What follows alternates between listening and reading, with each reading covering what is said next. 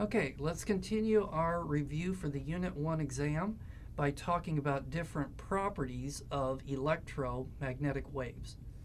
And so this is what we know so far, that you've got, this is the electromagnetic spectrum, radio waves, infrared, visible light. Visible light consists of Roy G. Biv. So violet, blue, green, yellow, orange, and then red light.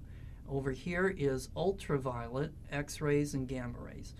And then we know that radio waves have the small frequencies, but they have large wavelengths.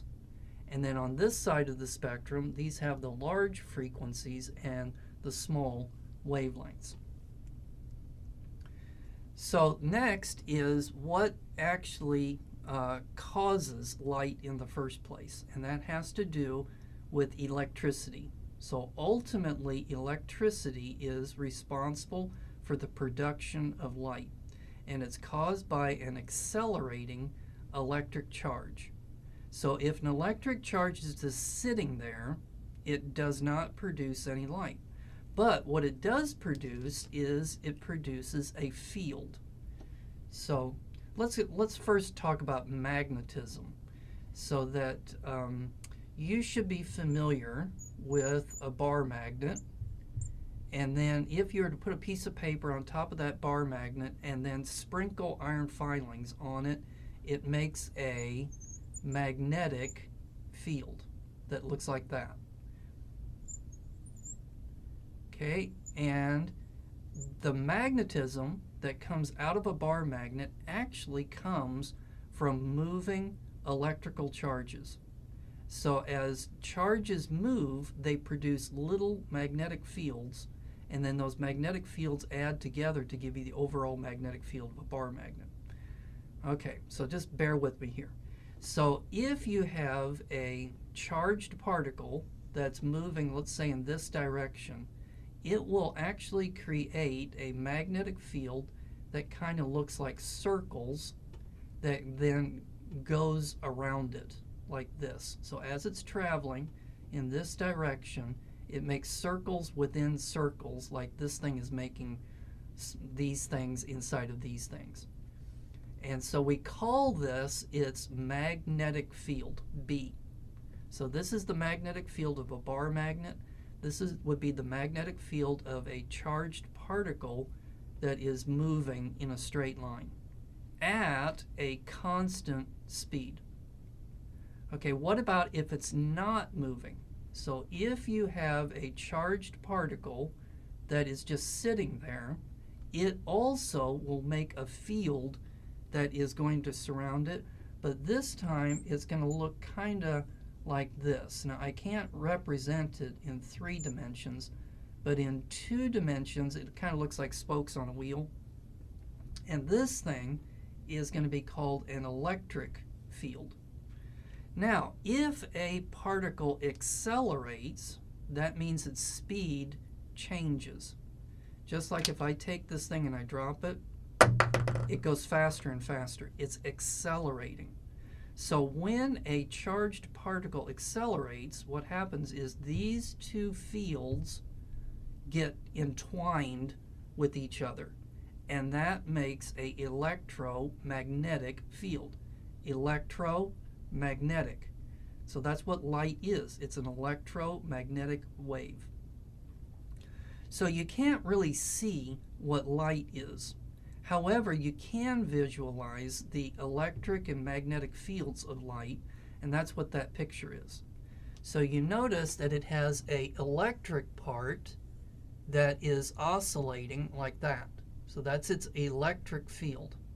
And then it's got a magnetic part that comes out like this, and it also is oscillating, but it's perpendicular. So if the electric field's oscillating up and down like this, the magnetic field is oscillating back and forth like this, and it's perpendicular to it. So this is the magnetic part B, and this is the electric part E, and they do not have to be oriented like that. So the electric field could be like this, and then the magnetic field would be like this, but it's always has to be perpendicular to it. So the point is, for the exam, could you draw what light looks like?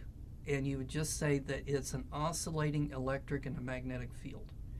And you can see it has a wavelength.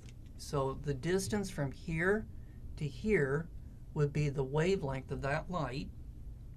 And then it's also going up and down at a certain frequency. So that would be the frequency of that particular light. So you can see how light has both a wavelength and it has a frequency. Another thing that's interesting about light is it comes in little tiny particles called photons. Now it's easy to see that light is a wave because you can see it's got a wavelength and it's got a frequency. But they didn't know until the early part of the 20th century when Albert Einstein proved that light comes in these little particles called photons. So if you remember from Star Trek, photon torpedoes is a weapon system. But anyway, a photon is an individual particle of light. And what's really interesting is they also found out that matter is both a wave and a particle. So if you were to look at this pen, you'd say that this thing's a particle, meaning that if I drop it, every atom moves at the same time when I drop it. But if I was to throw it through the air and look at it through a very, very powerful microscope, you would see it's doing this, that it has a wavelength and it has a frequency associated with it. So that light is both a wave and a particle, and matter is both a wave and a particle. But just remember what a photon is for the exam. Okay, and then let's talk about the energy of a single photon of light. And that depends on its frequency. So energy is given by the letter E, and then frequency is given by the letter nu. And so notice that it's directly proportional. If the frequency goes up, the energy goes up for light. Okay, so let's look over here. The frequency's small, so the energy of a radio wave must be small. The frequency of a gamma ray is large, so that must be the energy of a single gamma ray must be large. So there are radio waves going right through your head right now, but it's not causing cancer because those radio waves have a small frequency and they have a small energy. But you don't want to stand next to a nuclear reactor because it gives off gamma radiation, which has a large energy associated with it. So also remember the Incredible Hulk. So the Incredible Hulk is incredible because he has a lot of energy that he has gotten from gamma rays. Okay, now this is a proportion. If we want to turn it into an equal sign, then we need to have a constant of proportion, which is h, which is a fundamental constant of the universe called Planck's constant, and I gave it to you there, but you don't need to know it for the exam. So you don't even need to know about the letter H for the exam. Okay, and then let's talk about the difference between the actual brightness of an object and the apparent brightness of an object. Now we've already talked about apparent brightness, and that was the letter F.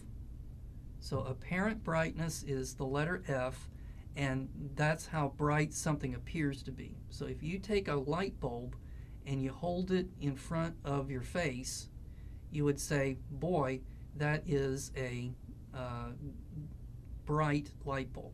If you take the light bulb and you hold it very far away, then you'd say, boy, is that a dim light bulb.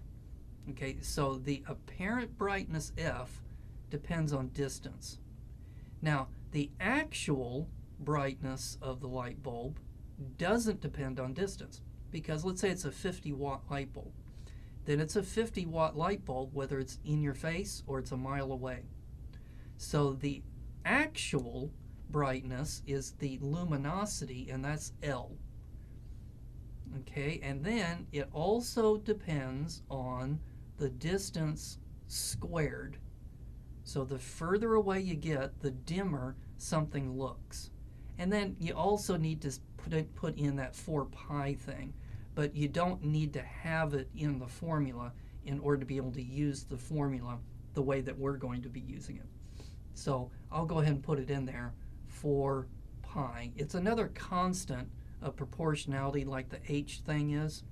So that needs to be in the formula, but you don't really need it when you're doing the kind of calculations that we're going to do. Okay, the luminosity is given in watts. Okay, distance is in meters squared. So watts per meter squared is the unit for apparent brightness. And so over here, this is an example. If a light bulb gets 8 times further away, what happens to its actual brightness and what happens to its apparent brightness? So its actual brightness, its luminosity, doesn't change. However, its apparent brightness does.